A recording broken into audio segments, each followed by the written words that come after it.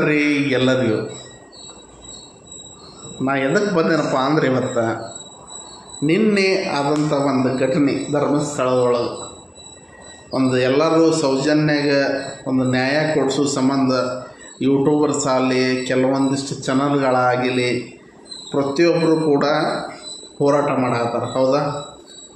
ನಿನ್ನೆ ಒಂದು ಏನಾಯ್ತಂದ್ರೆ ಯೂಟ್ಯೂಬರ್ಸ್ಗಳು ಒಂದು 3 ಜನದ ಮೇಲೆ 3-4 ಜನದ ಮೇಲೆ ರಜತ್ ಅವರು ಬಿಗ್ ಬಾಸ್ ಕಂಟೆಸ್ಟೆಂಟ್ ಅವರು ಅಲ್ಲಿಗೆ ಹೋದಾಗ ಒಂದು ಸಾರಿ ಇಂಟ್ರ್ಯೂ ತಗೊಳ್ಳುವಾಗ ಅವ್ರ ಮೇಲೆ ಹಲ್ಲೆ ಮಾಡಿ ಹೆಂಗೆ ಬೇಕು ಮನಸ್ಸಿಗೆ ಬಂದಂತ ಒಬ್ಬ ಹೇಳಾಕತ್ತಿದ್ದ. ನೋಡಿದೆ ನಾನು.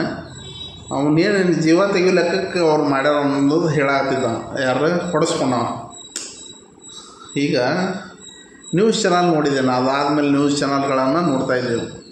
ನೋಡುವಾಗ ಏನಂದ್ರೆ ಅವ್ರು ಹೇಳಾಕತ್ತಾರ ಯೂಟ್ಯೂಬರ್ಸು. ಯಾಕೆ ಯೂಟ್ಯೂಬರ್ ಅಂದ್ರೆ ಮರ್ಯಾದಿಲ್ಲ? ಯೂಟ್ಯೂಬರ್ ಅಂದ್ರೆ ಮರ್ಯಾದಿಲ್ಲನ? ನ್ಯೂಸ್ ಚಾನಲಿ ನಿಮ್ಮ ನ್ಯೂಸ್ ಚಾನಲ್ ನೋಡೋದು ಬಿಟ್ಟುಬಿಟ್ಟೆವು ನಾವು. ಸಾಕಾಗಿ ಹೊಳ್ಳಿ ತೋರಿಸಿದ್ದು ಅವ್ರಿಗೆ ಸಪೋರ್ಟ್ ಮಾಡೋದು, ಇವ್ರಿಗೆ ಸಪೋರ್ಟ್ ಮಾಡೋದು, ಇವರು ಮಾಡಿದ್ರಂದು ಅವ್ರಿಗೆ ಮಾಡೋದು, ಅವ್ರನ್ನ ಬಿಟ್ರೆ ಇವ್ರಿಗೆ ಮಾಡೋದು. ಇದೊಂದು ಜನಮನ್ನ ಆಗ್ಬಿಟ್ಟತ್ತ ನಿಮ್ಮದು ನ್ಯೂಸ್ ಚಾನಲ್ದವ್ರದ್ದು. ಏನಪ್ಪ ಅಂದ್ರೆ ಕೆಲವೊಂದಿಷ್ಟು ನ್ಯೂಸ್ ಚಾನಲ್ಗಳು ಒಳ್ಳೆ ರೀತಿ ಅಂತ ಆಗ್ಯಾವ.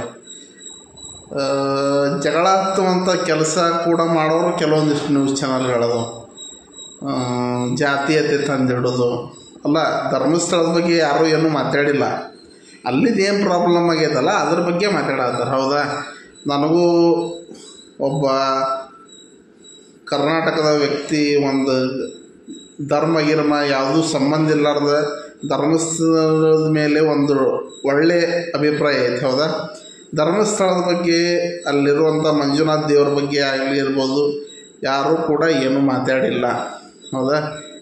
ಮಾತಾಡಿದ್ದೇನೆಂದ್ರೆ ಅಲ್ಲಿ ಏನು ನಡೆದೈತಿ, ಘಟನೆ ಏನು ನಡೆದೈತಿ. ಹೌದಾ? ನಾವೆಲ್ಲ ಇಷ್ಟು ದಿವಸದಿಂದ ನೋಡ್ಕೋತ ಬಂದೇವಲ್ಲ, ಅದರ ಪರವಾಗಿ ಒಂದು ವಿಡಿಯೋ ಮಾಡತ್ತೀನಿ. ಸೌಜನ್ಯಾಗ ಒಂದು ನ್ಯಾಯ ಸಿಗಬೇಕನ್ನೋದಕ್ಕೆ ಎಷ್ಟೋ ವರ್ಷಗಳಿಂದ ಅವರು ಹೋರಾಡ್ತಿದ್ದಾರೆ. ಅದಕ್ಕೊಂದು ನ್ಯಾಯ ಸಿಗೋ ಸಲುವಾಗಿ ಪ್ರತಿಯೊಬ್ಬರು ಕೂಡ ಹೋರಾಟ ಮಾಡತ್ತಾರೆ. ಹೌದಾ? ನಿನ್ನೆ ಅವರು ಪ್ರತಿಯೊಬ್ಬರು ಯೂಟ್ಯೂಬರ್ಸ್ ಆಗಿರ್ಬೋದು, ಮೀಡಿಯಾದಾಗಿರ್ಬೋದು, ಎಲ್ಲರೂ ಒಂದೇ ಅನ್ನೋ ಭಾವನೆ ನಿಮ್ಮಲ್ಲಿರ್ಬೇಕು. ಮೊದಲು ನ್ಯೂಸ್ ಚಾನಲ್ ನಾನು ನಿನ್ನ ನೋಡತ್ತಿದ್ದೆ.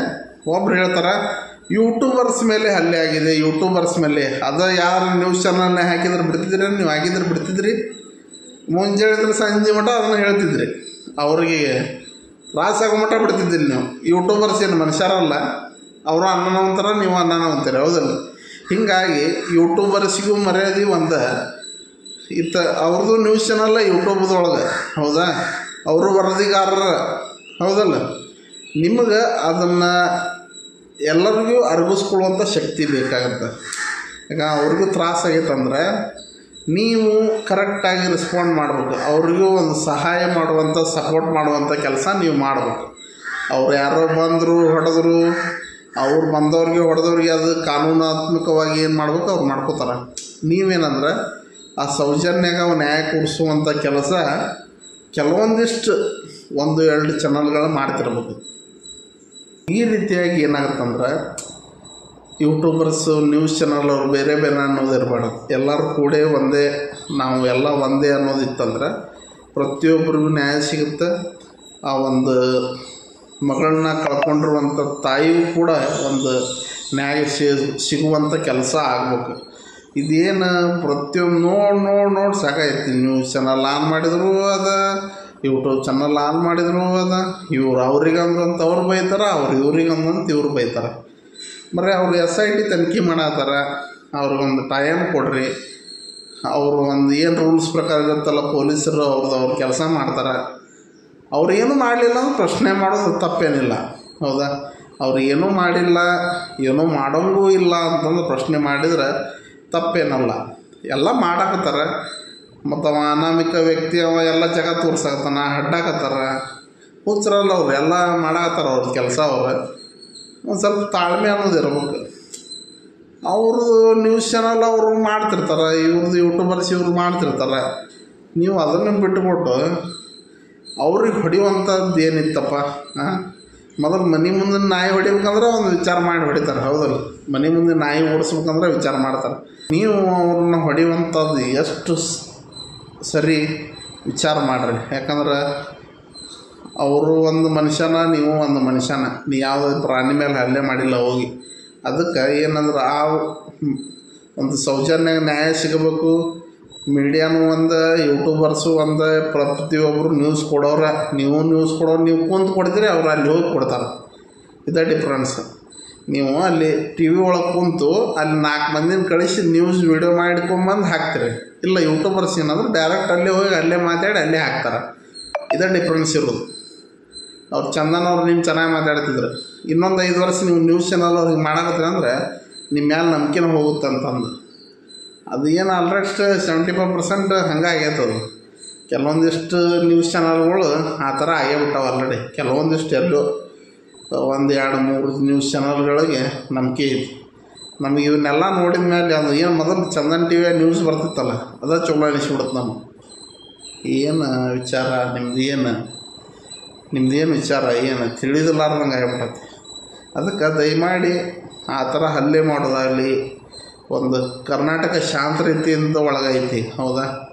ಎಲ್ಲ ಜಾತಿ ಭೇದ ಭಾವ ಎಲ್ಲ ಒಂದೇ ಜಾತಿ, ಎಲ್ಲ ಎಲ್ಲರೂ ಮನುಷ್ಯರ. ಒಂದು ಗಂಡು ಜಾತಿ, ಒಂದು ಹೆಣ್ಣು ಜಾತಿ, ಇವೆರಡೇ ಜಾತಿ ಇರೋದು. ನೀವು ಅದನ್ನು ತೊಗೊಂಡೋಗಿ ಆ ನ್ಯೂಸ್ ಚಾನಲ್ ಅವ್ರು ಹಂಗೆ ಹೇಳ್ತಾರೆ, ಹಿಂಗೆ ಹೇಳ್ತಾರೆ, ಹೌದಾ? ಯಾರೂ ದೇವ್ರ ತಂಟೆಗೂ ಬರಲ್ಲ, ಯಾರೂ ಯಾವ ಗುಡಿ ತಂಟೆಗೂ ಬರೋದಿಲ್ಲ, ಹೌದಾ? ಅಷ್ಟು ಒಗ್ಗಟ್ಟಾಗಿರುವಂಥ ನಮ್ಮ ಕರ್ನಾಟಕ ರಾಜ್ಯ, ನಮ್ಮ ಭಾರತ ದೇಶ ಐತಿ, ಹೌದಾ?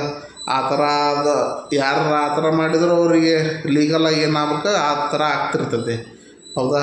ಈಗ ಮಂಜುನಾಥ್ ದೇವ್ರ ಮೇಲೂ ಅಷ್ಟು ರೆಸ್ಪೆಕ್ಟ್ ಇರುತ್ತೆ, ಪ್ರತಿಯೊಂದು ದೇವ್ರ ಮೇಲೂ ಅಷ್ಟು ರೆಸ್ಪೆಕ್ಟ್ ಇರುತ್ತೆ ಎಲ್ಲರಿಗೂ. ಹೋಗಿ ನಿಮ್ಮ ಮಂಜುನಾಥ್ ದೇವ್ರ ಬಗ್ಗೆ ಯಾರು ಏನು ಅನ್ನೋಕ್ಕೂ ಬರಲಾರ್ದಂಗಿರುತ್ತೆ. ಯಾಕಂದ್ರೆ ಅದೊಂದು ಶಕ್ತಿ ಇರುತ್ತೆ. ಅದಕ್ಕೆ ನೀವು ಕರೆಕ್ಟಾಗಿ ವಿಚಾರ ಮಾಡಿ ಮಾತಾಡಬೇಕಾದ್ರೆ ನ್ಯೂಸ್ ಚಾನಲ್ಲಾರಲ್ಲಿ, ಒಬ್ಬರು ಮನುಷ್ಯರಾಗಲಿ, ಯಾರಾಗಲಿ ಒಂದು ಒಳ್ಳೆ ನಿರ್ಣಯ ತೊಗೊಳ್ಳುವಂಥ ಅವ್ರು ಕೆಲಸ ಮಾಡೇ ಮಾಡ್ತಾರೆ. ಆ ಮಗಳಿಗೆ ಒಂದು, ಆ ತಾಯಿ ಕಳ್ಕೊಂಡಿರುವಂಥ ಮಗಳಿಗೆ ಒಂದು ನ್ಯಾಯ ಸಿಗುತ್ತೆ ಅನ್ನೋದು ನನ್ನೊಂದು ಅನಿಸಿಕೆ. ಒಂದು ವಿಡಿಯೋ ಮಾಡೋಣ ಹಾಕಿದ್ದಾರೆ ನಮ್ಮೆಲ್ಲವರು. ಅದಕ್ಕೆ ಒಂದು ವಿಡಿಯೋ ಮಾಡೀನಿ. ಜೈ ಹಿಂದ್, ಜೈ ಕರ್ನಾಟಕ, ಒಂದೇ ಮಾತರಂ. ಸೌಜನ್ಯಗೆ ನ್ಯಾಯ ಸಿಗಲಿ. ನಮಸ್ಕಾರ.